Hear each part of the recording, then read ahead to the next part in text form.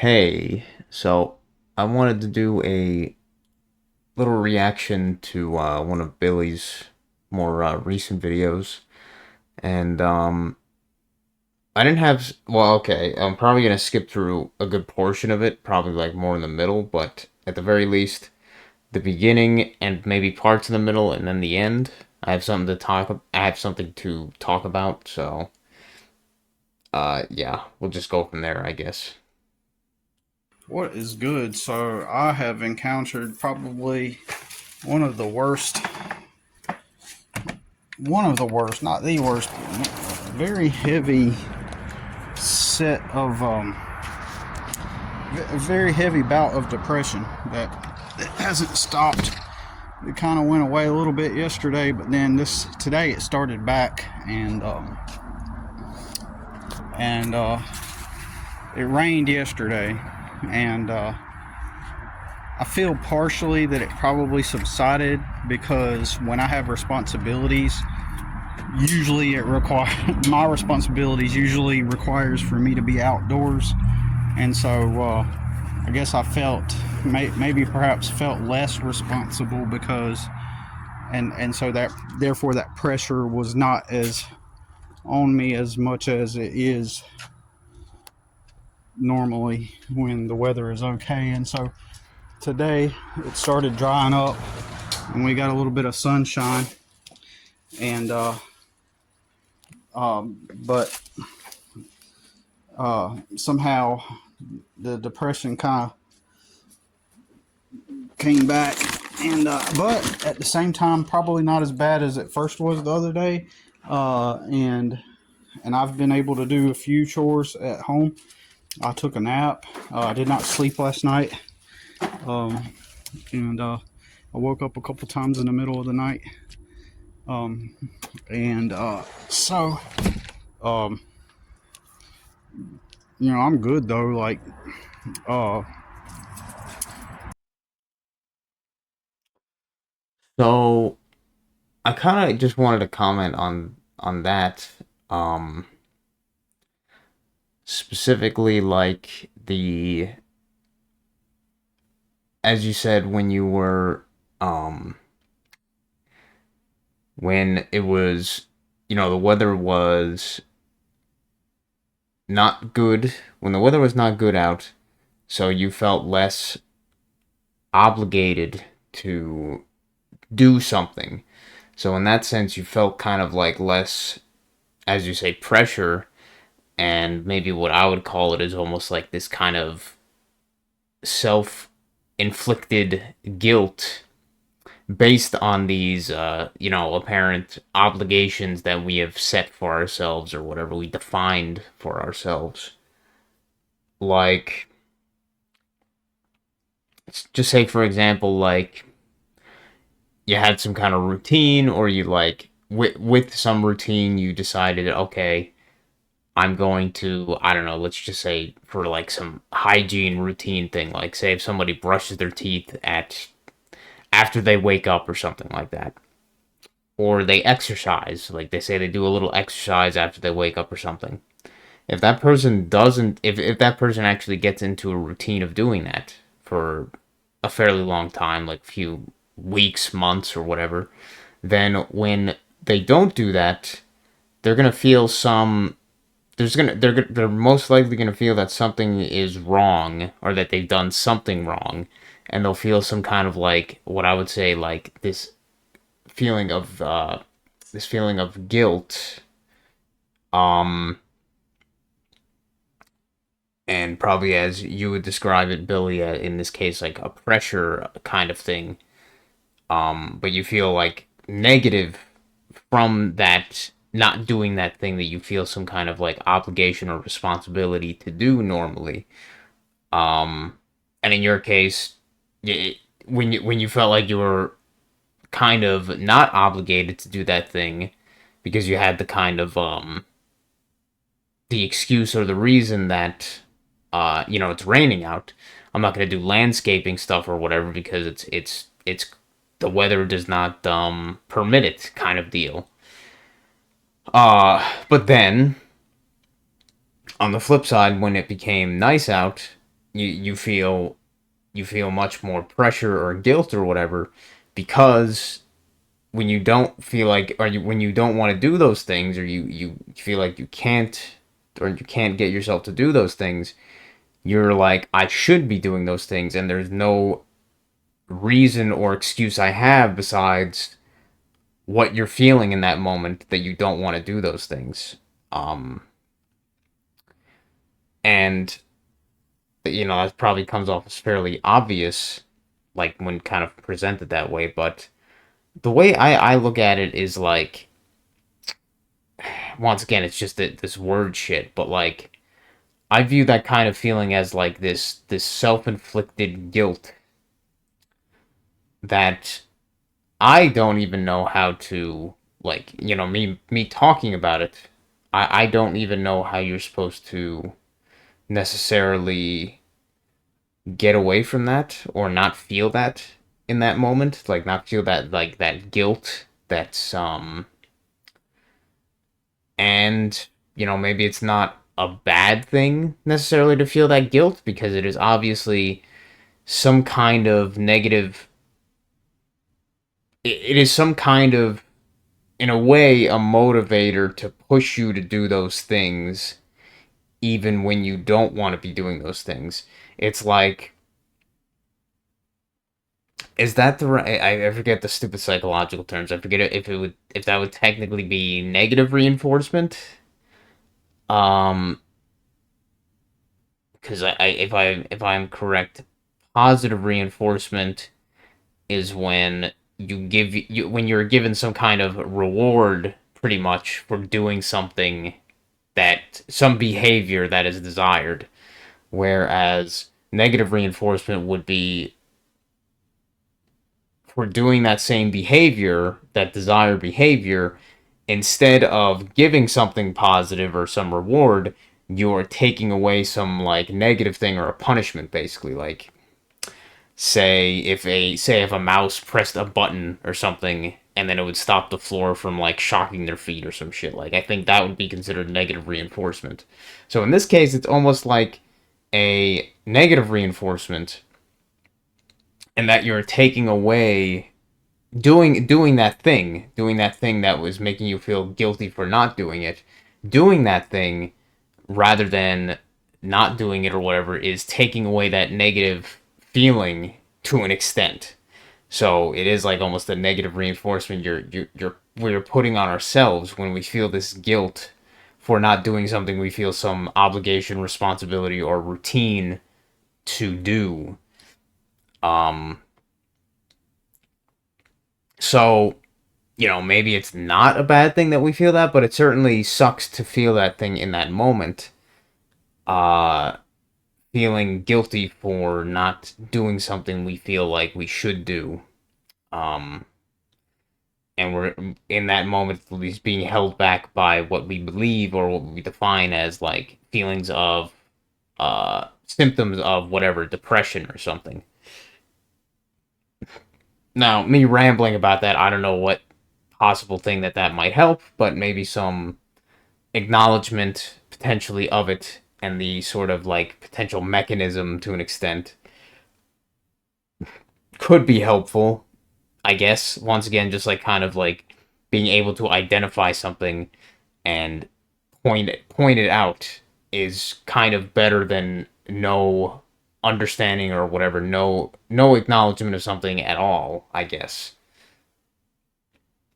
But one thing I did not think about it, was it being uh, seasonal, and at first, and I think even Kirk mentioned that I think he was the one that brought that up, and if not, I know that Kirk mentioned it in one of his videos. Like, so there's that, and so that, may, when I fell into it, usually, and this is usually what happens, is I don't perceive it as depression at first. I don't feel. Now, I'm not necessarily suggesting, like, for sure that your symptoms and feelings of depression were as a direct result of, like, what would be called seasonal depression, like the season of what the stupid, like, clinical term is, seasonal affective disorder or whatever. So that I think that's what it's called, seasonal affective disorder, but what it's probably more commonly known as is like seasonal depression or whatever. So I'm not necessarily saying, because I don't know, I don't know your exact patterns. I'm sure you know more. You have a better tracking of these sort of things than me throughout your life. I just noticed that for myself, it seems to almost always, not entirely, as I said when I was younger, it was kind of different, but at the very least recently, in recent memory and stuff, the past like couple of years, it seems to almost always be related or directly correlated, whatever, based on the time of the year and the changing of the seasons and the changing of the how often the sun is out and stuff like that, and the weather, the how cold it is and all that stuff. So for me, it seems to be the pattern of mostly seasonal based symptoms of depression or whatever. So for you, it could be entirely based on stress, which in your current situation or whatever, the current like um unsecure living situation and stuff like that, uh I can understand that maybe it's not seasonal for you, but I'm sure there's probably some factor there, because you even said with the weird changing of the daylight that we've all noticed. I think probably everybody is being at least somewhat affected by that, at the very least. So I'm sure you, just the fact that you noticed it, you're being affected by that in that at least little way as well. Um, but once again, more acknowledgement of whatever is better than none.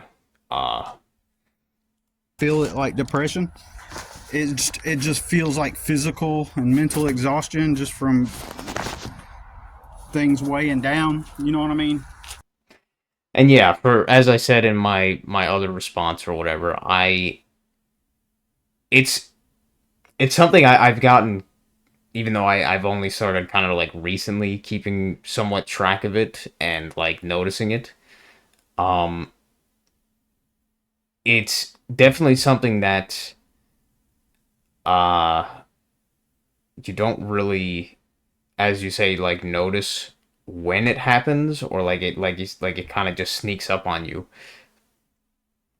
and it takes a little while to kind of like fully realize, like, all right, I'm feeling these symptoms again that are similar to what I'd feel at this other time, thus being able to kind of make the conclusion that, all right, I'm going through this kind of phase again, or whatever you want to call it, like this phase of depression or whatever. um but um what was it?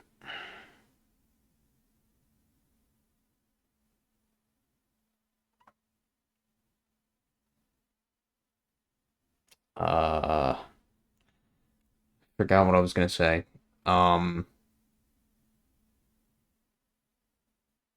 but yeah, it like sneaks up on you, but that was probably it actually. But I've gotten better seemingly each time at kind of identifying it, but at the same kind of more quickly identifying like what's going on. But at the same time, that could be a bad thing, because I'm kind of almost putting it on myself in anticipation, like saying, okay, the winter is starting or whatever. It's getting cold out again. The sun daylight time is changing. The season is changing.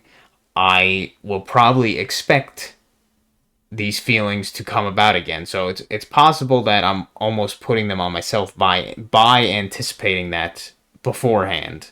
So it might not necessarily be a good thing in a way to do that, but at the same time, it's not terrible, because at the very least, it sneaks up on me less, because when it does kind of start, my behavior and my mood and my mindset, or whatever you want to say, my general like mood and like emotions, whatever you want to say, when that stops, when that starts changing, I know I know much more quickly that this isn't something that is like um necessarily organic, I guess you could say, but it's more patterned.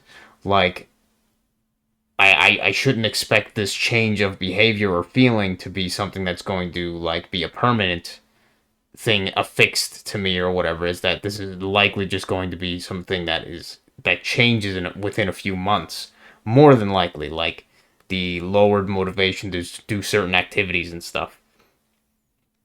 So don't like look at it in this like sort of negative or like fear of the unknown or whatever you want to say kind of way, like, oh shit, what's changing about me? Do I not like this thing anymore? And then in a lot of cases you might just realize in a few months, once it kind of like peters off, that it was like, oh, that wasn't really the case. It was just this thing changing my behaviors for a while. So yeah, um maybe just once again more realizing that could be helpful. I don't know. Just in general, like, oh, I'm exhausted, I'm physically exhausted, uh, and that's how it feels. And then It's kind of surprising when you mention that, for me at least. Even though I've had generally lowered motivation to do certain activities I would normally do, or it's been a lot harder to start doing those activities. Um, I haven't been taking as many naps as I would. Like, weirdly enough, when it was the summer,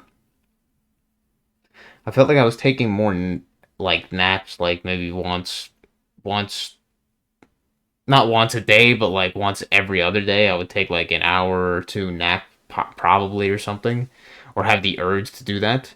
But for whatever reason, recently, not that I haven't taken any, but I've had less desire to take naps. Weirdly enough, you'd think that during this time it would be the perfect time to take naps, but it's also kind of um I'm also kind of like consciously telling myself that I shouldn't take a nap, because with the daylight time changing so fucking crazy now, we're at like 5 o'clock. It's starting to getting. It's 5 p.m. It's starting to get dark and shit. I know if I take a nap at a certain time, then it's gonna be dark, and then I'm gonna feel even shittier trying to wake up from a nap when it is currently like fucking dark out or whatever, even if it's only like 5 p.m. or 6 or some shit. So I've kind of sort of been actively trying to avoid doing that, just so I don't feel shitty after waking up from the nap or whatever. Just kind of weird thing, just kind of a weird thing that you think I'd want to be taking more naps, but for me, it's like, not really. my bad, I'm looking for something that I left inside. Oh no, I didn't. Anyways, so um, yeah, it just sneaks up on you, and I just feel, oh, okay, I'm tired. Okay, I'm really burnt out, because a couple days this year I really burnt out. From just the stress of everything, everyday things, and then and I felt it. And then there were a couple of days I just had to not do anything, right? But like I mentioned before, the moment I stop, it starts to get behind, and I've got a lot of stuff that have gotten behind on because of the depression, and I'm trying to overcome it by remaining as busy as I physically can, and calculating my time. Like I have this thing where I should probably live at some point, some days, where I just have a carefree day and don't do anything, like don't time everything, you know what I'm saying? But mentally, I've always got everything timed out, and at what times I'm going to do it. to the best of my ability. And certain times of the day I do certain things, and it's just like, you know, a little side note here. This often makes people think that I'm rigid and boring and like, and not. I've been accused of not being fun. You're not fun, right? And That's that's honestly something that you might possibly try to change that to some extent, and it might actually help you in some ways, because that's something that, like, in theory, I would definitely be somebody that would be like that, where I would like keep time of like everything and be like have a very rigid schedule and shit. Um, but as I think as we kind of realized, especially anybody that has tried to keep a rigid schedule on most things, is that it very rarely, unless yeah, very rarely does it happen exactly like that, where you actually do things on the exact time, or the stuff gets done in the exact time that you expected to, for so then other stuff that is supposed to happen later on in that schedule or in that routine can happen at the correct time as well. Like usually there's things that set it back, or something that occurs, or stuff that causes it to be delayed or whatever. So those little kind of things can, over an entire day, I think, cause probably more stress than it is relieving to have that kind of strict routine and take out the potential unpredictability of it with that kind of routine. Like me personally, I put tasks that I have to do, like quote unquote major tasks, important task, on the calendar. And sometimes I'll list out a checklist of stuff on, like, in my digital notes or whatever, like just like a random like empty notepad document besides those like quick list of notes of like things I plan to do in a day. But unless that thing is time sensitive, like say you have an appointment for some certain thing and they expect you to be there by like 9 a.m. or something like that, or this place or something, this business or some place is only open at these certain like range of times within that day, so you only have within like these two time frames, blocks of time or whatever, to you only have within some block of time to do that thing. um But if there is freedom of when that thing actually happens, I personally think that possibly it's better to not try to micromanage to that extent, because I think it causes more stress than it would alleviate, to me personally at least. Um and I'm usually somebody who is fairly routine and tries to be punctual, and I wouldn't say that I'm really necessarily rigid on certain things, but I'd probably be more on that scale on that end than on the other of just like completely chaotic and carefree or whatever. But like I think if you try to micromanage it too much and be like, oh yeah, like I'm gonna do this thing at 7 a.m. It'll be done by 7:15 or something like that. I think that kind of stuff is probably gonna cause more stress than it alleviates potentially. So I'm not trying to give unsolicited advice or any shit like that, and I try not to give any like real advice anymore. But I think that's something that potentially could be a change that might help with some of that, alleviating some of that stress, is just making some of that less, making some of those tasks that you have the sort of freedom and flexibility to have done or start at different times. Like say if you tell a customer you're going to do something at like 11 a.m. and it'll be done by whatever. Like sure, that's kind of stuff that you want to be able to keep within some strict time frame or whatever, because you know you're doing it based on somebody else's like you're doing it on somebody else's dime or whatever you want to call it, and based on their schedule and shit. So that's like one thing, sure. But if it's something like taking out the trash or washing the dishes or doing whatever like extra tasks that you might have for your own like gardening or whatever stuff like that, or washing some clothes, um maybe doing something like food shopping or cooking some dinner maybe or whatever, any of those like little tasks that you have the freedom and flexibility to do within a day, those chores or whatever, sweep the floor and shit, not making those strict and having those just kind of more open, because just having it on a list of like, these are things that I should do today, chores or something, but not having it within a strict time frame, I think that is better, as I said, to like kind of reduce the amount of like stress and false guilt or whatever, like pre self-imposed guilt on yourself for not doing something within some certain time frame, arbitrary time frame in most cases. Um, but that would just be my kind of suggestion. But that's also coming from somebody who has more free time to be able to have within that flexibility range, where most of my tasks are mostly just kind of like chores that can be done at basically any time during a day. Um,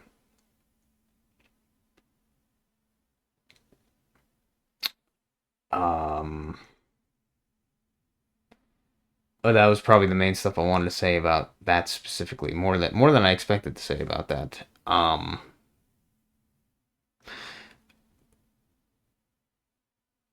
But that's just one thing that I think is potentially better to not micromanage yourself with, like, and especially with how fucked up the, like, this is coming from the more metaphysical like aspect of like time speeding up and shit, is that trying to trying to estimate how long certain tasks take is kind of like, at this point, I feel is almost a fool's errand, because stuff that I would have thought used to take maybe 10, 15 minutes or some shit seems to now take like 30 to 45 minutes kind of shit. And it just kind of, it's like the same throughout all these other things as well, from what I've noticed. So it's like, and this is even a thing with stuff like car mechanics and shit, like, or any mechanics, whatever. If somebody asks you how long is whatever you're doing gonna take, times that by like 3 or 4 or something. Like if it's a job that takes 15 minutes, just say an hour. Even though I know that's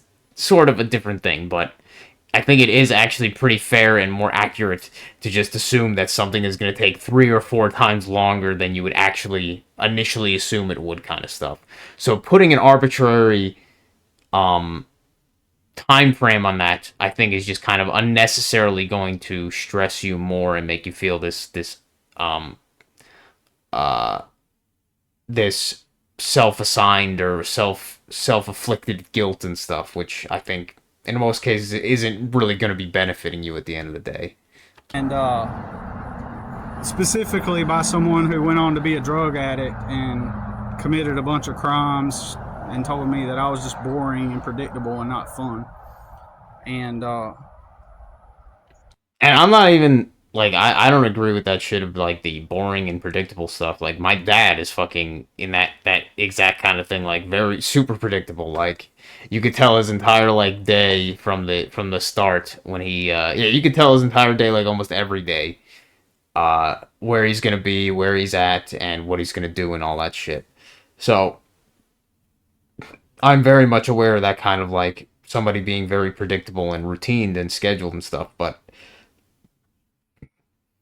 I think it's just a thing to possibly a sort of easy thing to reduce stress by, potentially a lot, is just to make the tasks clear what you want to have done, but make the time frames, where possible, vague and open and freeform. You don't have to take the trash out exactly at 7 o'clock, but you just want to take the trash out before 8 or something, and then that means you could do it anytime before that, or so, you know what I mean? I think I'm pretty sure you know what I'm saying, but maybe that could be helpful in some way. And but that person, they get a free ride in life. They did all the drugs, abandoned their children to do drugs, screwed up their life royally, while I've been out here being boring, working hard all my life. And when they decided to get off drugs, they were handed a place to live, a place to recoup their life and get it together. I've seen a picture of them recently, and they're wearing nice clothes, and they got it made. They got it set in life. That's why, everything you know is wrong. Everything you know is wrong. So, and it's going to be assumed that they went down a harder path than me because it's the drugs, right? Oh, they did the drugs. So society has labeled doing drugs as the pinnacle of all hardship. Like, it's the hardest thing you will ever do is to do drugs and come off drugs. And in reality, from what I see with my own eyes, people go get off drugs, then they go through that body, get off the addiction part, and then they get handed everything. They have all the tools and resources in the world at their disposal. So all along the way, while they're doing drugs, they get a social network. They've got friends, because it takes friends to do drugs.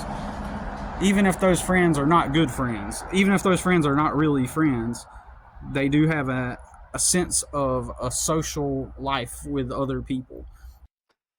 It is kind of funny.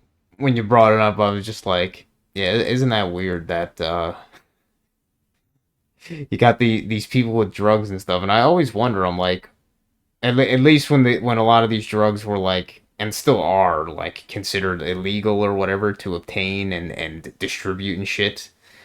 Like people that have like weed or like pot dealers or whatever, wherever they get their fucking fixes and their drugs from.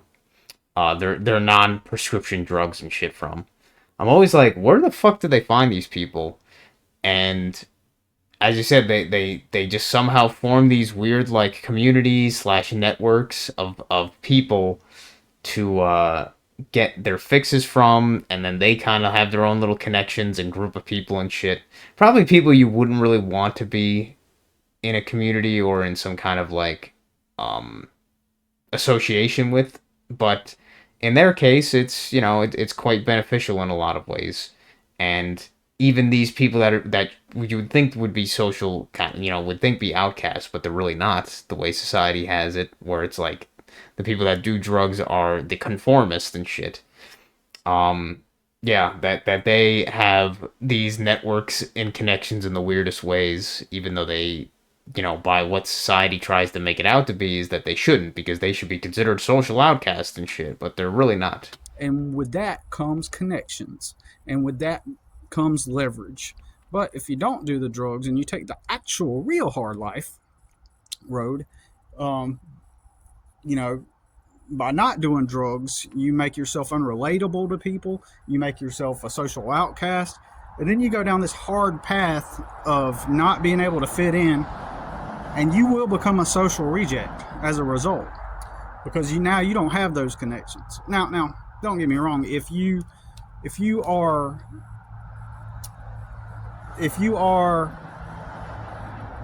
see, I have a unique situation.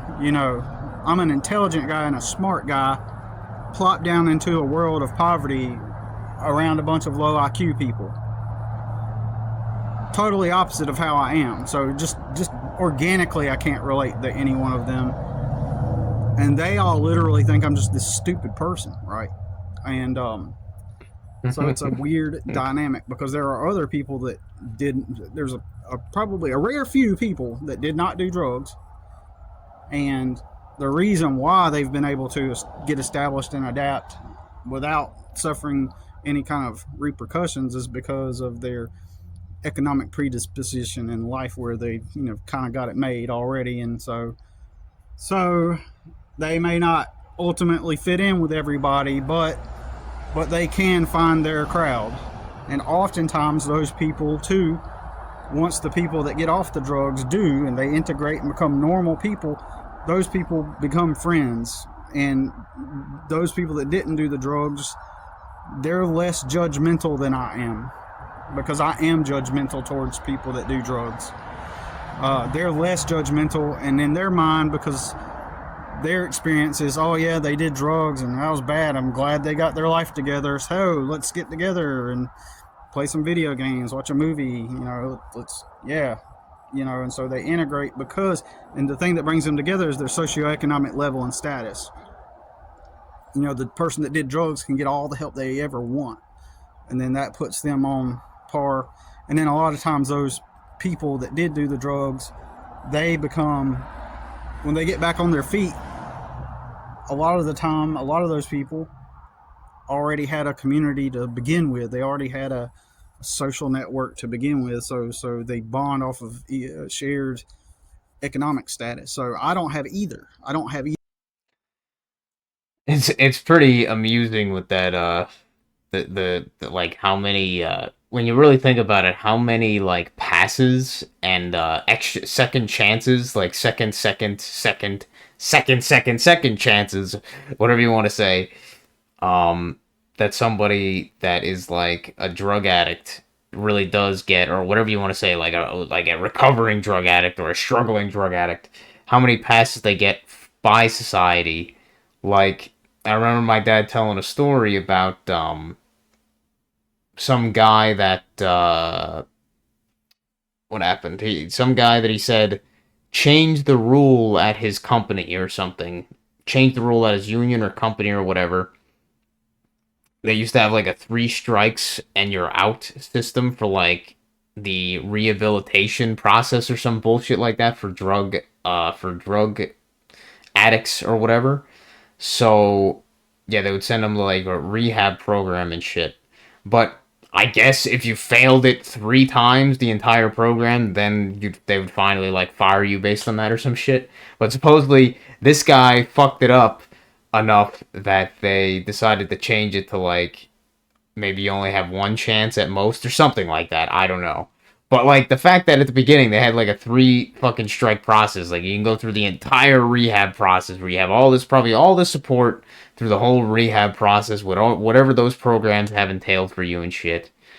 Um, and you could fuck it up 3 entire times, and they'll still be trying to fucking send you through the entire thing again and again and again, even if you fuck it up like once or twice already. It's like, what the fuck? But it is crazy how many safety nets or whatever that the society has for the drug recovering, supposedly recovering or struggling drug addicts and shit like that. Either high enough socioeconomic status to be perceived as normal within that socioeconomic realm, and I did not do the drugs, so that cuts me off of the mainstream society. That cuts me off of the average person's society, because typically people that grew up in poverty and poor, they did all the drugs. You know what I'm saying? They did all the drugs, right? And they get caught up in the vices because they're poor, and and there's no hope, and they needed an escape, so they do drugs and become alcoholics. That's how I grew up. I've seen it. It's rare to find someone that grew up like me, highly rare, that someone like me never did drugs, right?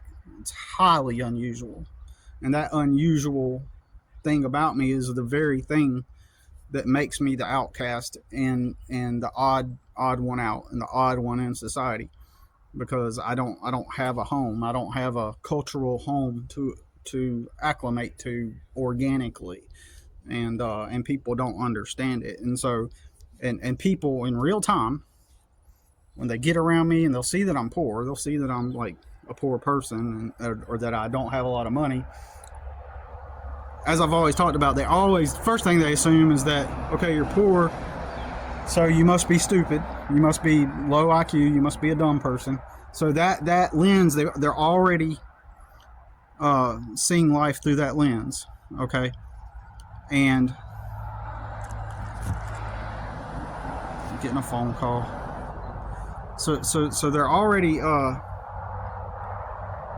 seeing life through that lens, and and or they're seeing me through that lens that I must be stupid if I'm, especially at the age I am. But it's been like this all my life too. Like, they see the optics and they're like, okay, probably one of those poor dumb people. People just assume that you probably don't have an education. People just assume that you're not. And so even if you try to talk in an intelligent way, or talk and do something smart, because that lens is already there in their mind, they see you through that lens. They see you through that filter. So even when you talk intelligently, or even when you speak in a smart way, or do things that is intelligent and smart, they don't perceive it as you having done anything that, like they still, like, it bypasses their thought processes, and they just remain in that. Like, I could sit there and have a block of marble and sculpt out a sculpture of some figure, and they'll still be like, oh well, you kind of, I see what you did there, like, oh, okay, yeah, okay, well, So this is just something I wanted to comment there that I thought about literally just like a few seconds ago as you were talking. So one thing that you're assuming that these people are, at least, in this example, you're assuming that these people are judging you to be less intelligent than them, or just, just stupid in general, or whatever, not intelligent.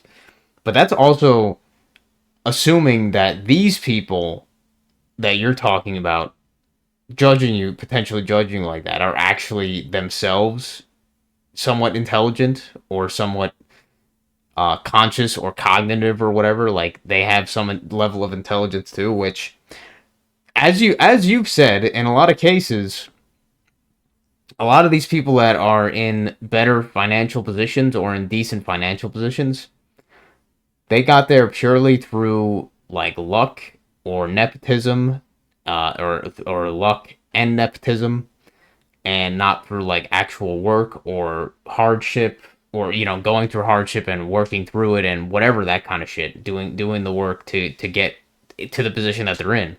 In a lot of cases, it is just straight up inheritances and nepotism and like luck, these random connections that they make through doing these other bullshit things. So, and just because they have a decent education or some shit, or went to colleges, doesn't mean anything about their actual levels of intelligence. If anything, from what I found, at least, generally, at least, I'm not saying across the board, but a higher level of education actually is just more of an indication of somebody who is a conformist, who is more of a conformist than anything, is more of a agreeable yes man kind of person than anything, because that's how you do well in higher education. The way that it is set up, that's how you do well in higher education. It's not about your actual ability or skill or talent or anything like that, or your intelligence specifically or whatever. It's just based on how much of a conformist you are. So but I'm just saying, what you're kind of saying is that you should also look at it as the people that you feel that are judging you. You should probably also just be judging them, and in a different light, in that just because they're in the position they're in or whatever doesn't necessarily mean that they're even intelligent. So when you're trying to talk intelligently to them, or in some way like that, they might see that almost as bad, as negatively or whatever, as the people in the trailer park kind of shit that you grew up with. They might see that as like almost in like Idiocracy, like the I never watched Idiocracy fully myself, but I know the general idea. But the people looking at him, thinking like, look at this guy, he's trying to talk like he's talking in this certain way, and in like the logical reality that whatever, logical reality, he's talking sense, but these idiots assume that he's an idiot, uh, just because they don't understand what he's talking about, and he's not, conforming to what their assumptions are of what everybody else should be or whatever. But yeah, I don't know. Just something that I consider that I just thought about. I was like, you shouldn't assume that these people are actually intelligent either, and even know what someone actually intelligent is or whatever. They're more than likely just practically just as stupid or just as unintelligent as the people that you grew up with in the trailer park. They might look different, they might look sound different, but it doesn't mean that they are much different. Like, they are probably just as stupid as the people that you worked with in these warehouses, like high school 2.0. And And thus probably wouldn't even be able to appreciate any sort of like level of higher thinking or intelligence coming from yourself, pretty much, or any displays like that. then it'll just go over their head, right? You know what I'm saying? Like, uh, it'll go over their head, and they'll still think you're stupid, and so that's one of the things they how they perceive you. But if I had done drugs and alcohol and stuff, then they could. They already assume you do that too. They already assume that you're a smoker. They all automatically, oh, I thought you smoked. Several people say, oh, I thought you smoked, just because of how I look. Because there's a certain archetype in their brains that's been programmed into their minds. But if I had done drugs or smoked and did the drugs, became an alcoholic or something, then there would be more. It would fill in that missing piece, and they would be like, well, that kind of makes sense. Obviously, because those poor people, they become drug addicts and alcoholics, and so they just assume that that's what I am, right? And that's why I'm in the position. They assume I got some kind of vices. They assume, that I'm up to something sneaky, possibly. I take pictures of all my landscape work. No, take that back. I don't do all of them, but I think this is the last thing of this larger section of the video I was going to comment on, and yeah, I do just find it amusing that, because not that I've had like too many people do contracting kind of work for me that I've like hired to do stuff on the house or whatever here. Had a few, and I guess I'm not a very good example because I've only had a few people really, but most of them, of that few, have taken pictures after their work is done to use as like sort of references or whatever, or even just to show it off to others, kind of thing. Like, even if it's not being used for business promotion reasons and stuff.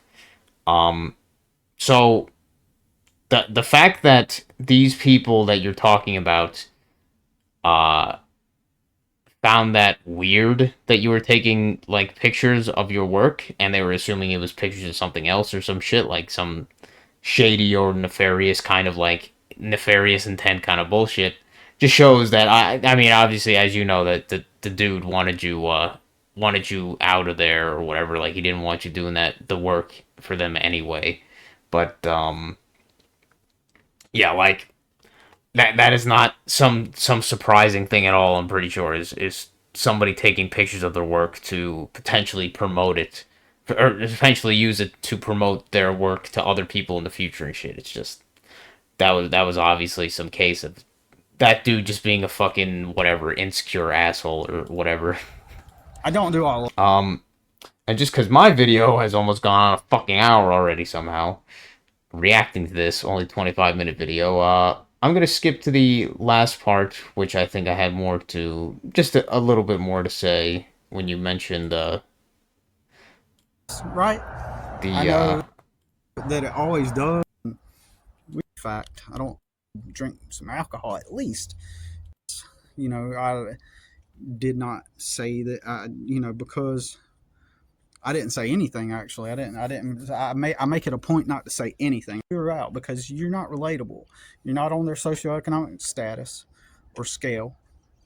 Um, then they find out, and you're poor. So it's like, we used to do the drugs and you didn't. So it's just so, I know I'm repeating myself, but I guess by making this video, it kind of took some edge off, and I'm gonna go have some early dinner and and knock some stuff. I've been able to knock out some chores though. You know, it's weird, man. The depression is weird because I haven't had like actual depression, and I'm so glad that I figured it out that that's what I have. Like, and but it has affected my getting my chores done. I'm behind on some stuff, but I know that this will pass, right?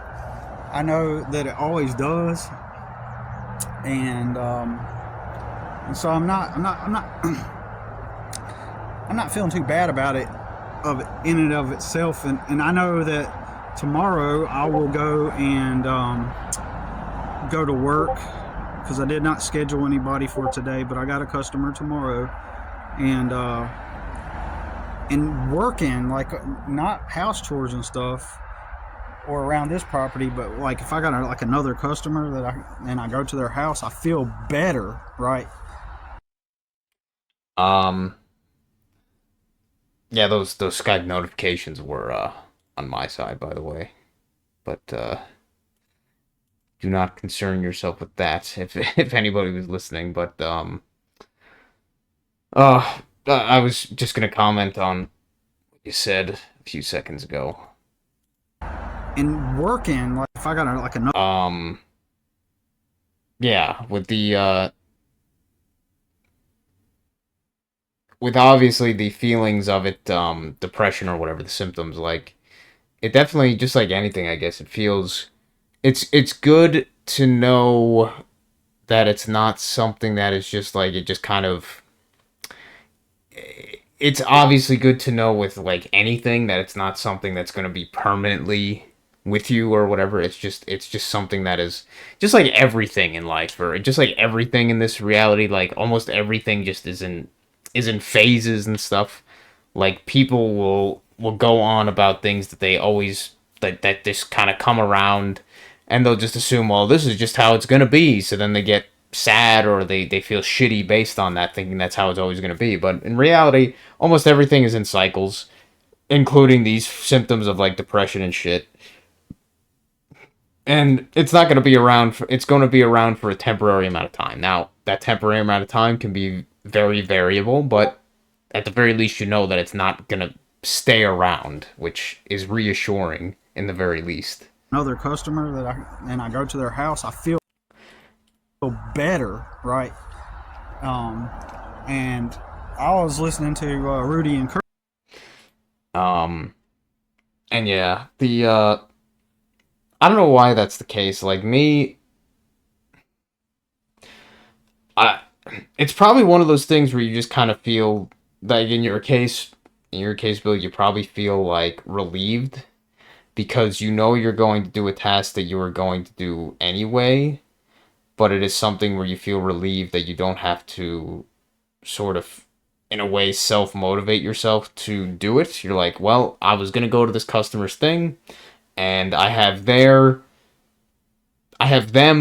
being keeping me accountable in a way, like that, like the fact that they expect me to be there, that's keeping you accountable for doing that thing, so you sort of have less need to self motivate yourself to do that. Whereas stuff when you come back to your house, to an extent, or where, not your house, but where you live, where you currently reside, um you have to put in the effort to motivate yourself, which obviously during the phase of this depression or whatever, the symptoms of it are difficulty in motivating yourself to do these certain things. So when it's a task that you have given yourself, or that you have to self motivate yourself to do, such as taking out the trash, cleaning the dishes, sweeping the floor, that kind of shit, chores or whatever, like chores within your own living space and around that, it's probably going to be much more difficult than stuff like that you have some accountability from another person, like jobs that you promised to do for somebody else. Now, this one's just a shot in the dark. When I was literally just talking about that, I was thinking, maybe it's not. Maybe it's not. I'm just throwing shit throwing shit at the wall. Maybe some of it sticks. Who knows? Uh, it could be interesting to experiment. And maybe have your son basically tell him that you're gonna do something today, like you're gonna clean the dishes or sweep the floor or do something. So just somebody else but yourself is even if your son barely like listens to it or doesn't even give a shit if you do those things or not. Um, you're putting some level of accountability on. You're putting some level of accountability external from yourself to do that thing. So in that same sort of way, you feel motivated through that quote unquote promise or obligation that you have made for yourself with another person to keep you sort of accountable to that to do that thing. So I don't know, just throwing shit at the wall there. Maybe it wouldn't do anything. It's just something to consider, I guess. Kirk, one of those days last week when I had the depression, that helped. Like listening to the Reality Benders podcast, I like listened to that most of the time that I was at work, and so it kind of gave me a sense of not being alone. You know what I'm saying? It's I always talk about how I like being alone, right? And I really do, and I would have been totally okay, if I would have listened to something else. But just being able to listen to that podcast actually made me get a sense of like I'm listening to somebody I kind of relate with. You know what I'm saying? So it did make me not feel as lonely, even though I don't feel lonely. It just gave me a sense that I had some community, I did have some kind of support system, even though it was just me listening to a podcast, on my earbuds. And Um, yeah, and I'm glad that you enjoyed that podcast that we did recently, or whatever that conversation we had, like 6.5 hour conversation or whatever. Um, and yeah, that's one thing that I wanted to sort of mention was I'm the same sort of way, and it's not in that kind of bullshit. Uh, it's not in that kind of bullshit way where people say that oh yeah, man, I understand, I get what you mean, I'm that way too. Like that bullshit that you mentioned, that is not actually true. They're just saying that for lip service and to act like they, pretend like, oh yeah, yeah, I know what you're talking about. They really fucking don't, or they aren't that.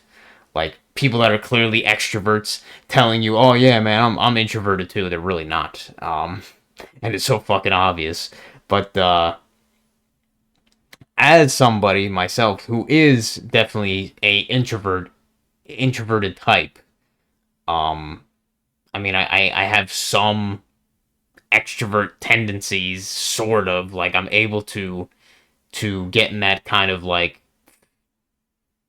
phase where I'm able to like converse with people and talk to people, but as usually the thing with the introvert being that like you get drained from social interaction, your batteries whatever get drained from social interaction, and you gain your batteries get recharged from sort of being away from people, though not socially interacting with people. They get recharged from that rather than drained.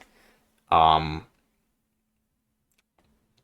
but also to realize, just because we are introverts, and I'm not saying that I'm the same as you in the same way, like me, maybe I have a lower tolerance for social isolation or whatever you want to call it than you might. But at the same time, I think end of the day, introverts or not, we still have desire to, as you've mentioned, we still have desire to have human interaction with other people and to have some kind of sense of a community or be a part of of some kind of like tribe or whatever you want to say. Have some sense of being um connected with other people and stuff, and socializing and interacting with other people and having some being able to relate with other people and shit like that on on a social level and everything. So just because you generally don't feel that, just because you generally feel like you like being alone, doesn't necessarily mean that you always want to be that way. Like clearly, you have some desire to have social connections and shit. Just because you don't constantly want to be socializing with other people doesn't mean you never want that. So that's just something like, you know, not to necessarily like kid yourself and say like it's wrong for you as an introvert to desire interacting with other people. I think it's just a natural thing with being a human being in this physical flesh realm of this reality or whatever. Like we enjoy interacting with other humans. We want to interact and be able to connect with other human beings, even if we are introverted and generally enjoy being alone as well. We still want some human interaction to some extent. I think that's, since it's gone just over an hour now, I think that's all I wanted to say for this response to this video, but hopefully that was helpful. Maybe it was, maybe it wasn't, I don't know, but hope anybody enjoyed listening, and that's all I wanted to say, but see you next time and take care.